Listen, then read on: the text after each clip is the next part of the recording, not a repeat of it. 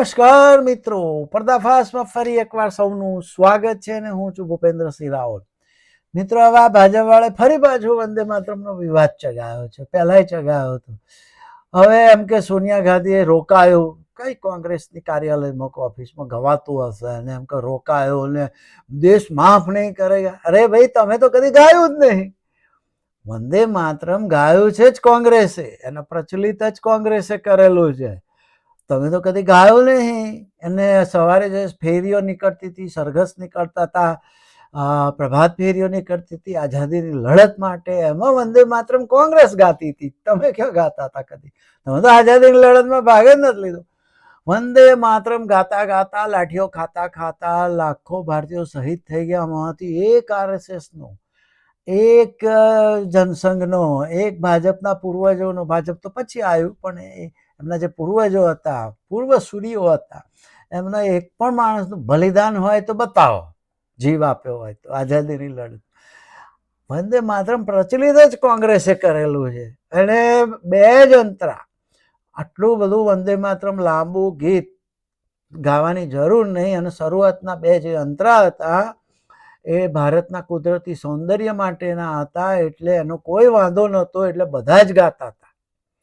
અને તમને કહું કે વંદે માતરમ આનંદ મઠ નવલકથામાં પાછળથી, એટલે પછી ઉમેરાયું, એ પહેલા લખાયેલું હતું. 1870માં બંકિમબાબુએ બંગાળ માટે આ ગીત લખેલું અને પછી 1882માં 12 વર્ષ પછી આનંદ મઠ નવલકથા લખી, એમાં ઉમેર્યું. અને એમાં એમણે બીજા અંતરા લખ્યા.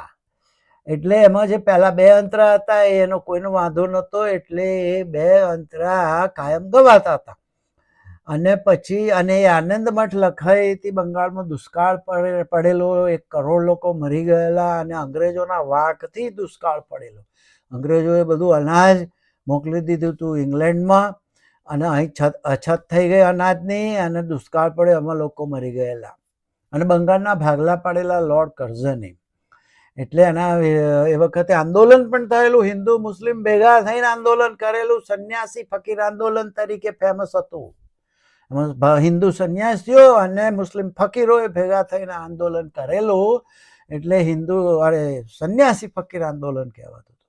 બંકિમ બાબુ પણ અંગ્રેજોની સરકારમાં સારી પોસ્ટ ભોગવતા હતા, લાઈક ડિસ્ટ્રિક્ટ મેજિસ્ટ્રેટ જેવી સમથિંગ. એટલે એ પણ આ નવલકથામાં હિન્દુ મુસ્લિમ કરતા હતા. એમને અંગ્રેજોનું સારું લખતા હતા અને હિન્દુ મુસ્લિમ કરતા હતા. પણ એ વાત જવા દો, એ ગીતના બે અંતરા સાથે એને કઈ લેવા દેવા નથી. અને 1937માં કોંગ્રેસે આને રાષ્ટ્રગાન તરીકે જાહેર કરેલું, બે અંતરા. એટલું લાંબુ ગીત કોણ કાકો ગાય યાર? બે અંતરા ગાતો તમને યાદ ફાફા પડી જાય. બે અંતરા તમને યાદ નહીં હોતા. ભાજપ તો યાદ જ નહીં કા કદી ગાયા હોય. એમના બાપ દાદા કદી ગાયા હોય તો એમને બે અંતરા યાદ આવે ને. તો એ વખતે 1937માં કોંગ્રેસની એક મિટિંગ થઈ. એમાં રવિન્દ્રનાથ ટાગોરે સૂચન કર્યું કે ભાઈ બે અંતરા એકદમ ઇનોસન્ટ છે, ભારતના કુદરતી સૌંદર્યને લગતા છે, એટલે એનો કોઈ વાંધો નહીં આવે. તો એ વખતે પછી મિટિંગ થઈ. એમાં સુભાષબાબુ હતા. સુભાષબાબુએ જ નહેરુને કાગળ લખેલો કે ભાઈ કઈ મિટિંગ કરો એટલે આનો નિવેડો લાવો. તો સુભાષબાબુ, નહેરુ, સરદાર વલ્લભભાઈ પટેલ, ગાંધીજી, રવિન્દ્રનાથ ટાગોર, રાજેન્દ્ર પ્રસાદ અને આ લોકોના પૂર્વજ શ્યામા પ્રસાદ મુખર્જી, જનસંઘના, RSSના જેના પૂર્વજ કહેવા હોય કહો, એ નહેરુએ એમને મિનિસ્ટર બનાવ્યા હતા. એવી તાકાત મોદી સાહેબમાં તો છે નહીં કે કોંગ્રેસના કોઈને મિનિસ્ટર બનાવીએ. પણ નહેરુમાં એ તાકાત હતી. એ વિરોધી હતા શ્યામા પ્રસાદ મુખર્જી, એમને પણ એમણે મિનિસ્ટર બનાવ્યા હતા, કેબિનેટ કક્ષાના. તો એ પણ સંમત હતા. એટલે બધા સંમત થઈ અને આ વંદે માતરમ પ્રભાત ફેરીઓમાં ગાતા હતા. ને એ રાષ્ટ્રગીત નહોતું, એ રાષ્ટ્રગાન હતું. અને એ પ્રભાત ફેરીઓમાં ચાલતા ચાલતા લોકો ગાતા હતા. રાષ્ટ્રગીત સ્થિર ઉભા રહીને સાવધાનની અવસ્થામાં ગાતા હોય છે લોકો. એ વખતે લોકો ઊભા થઈને ચાલે ના, એ જરૂરી છે. રાષ્ટ્રગાન વખતે કોઈ ઉઠે બેસે ચાલે એનો કઈ વાંધો આવે નહીં. એટલે કોંગ્રેસનું કહેવું એવું છે કે ખડગે બહુ ઉંમરવાળા છે, એમનાથી બહુ ઊભું ના રહેવાય એટલે ખુરશી મંગાવતા હતા એવું છે. એવું ના હોય તોય વાંધો શું છે ભાઈ, બે અંતરા તો બહુ થઈ ગયા. તમે હવે એમનો આમને શું છે કે એમનો આઝાદીની લડતમાં એક આટલું એક ટીપું ભાગ છે ને, એક ટીપું લોહી વહાયું નથી, એક તસુ ભારે એમનો ભાગ નથી, એટલે આવા નાટક કરશે. આખું વંદે માતરમ જાહેર કરી દીધું. બિલ તો હવે બહુમતી છે તો પાસ કરી દે.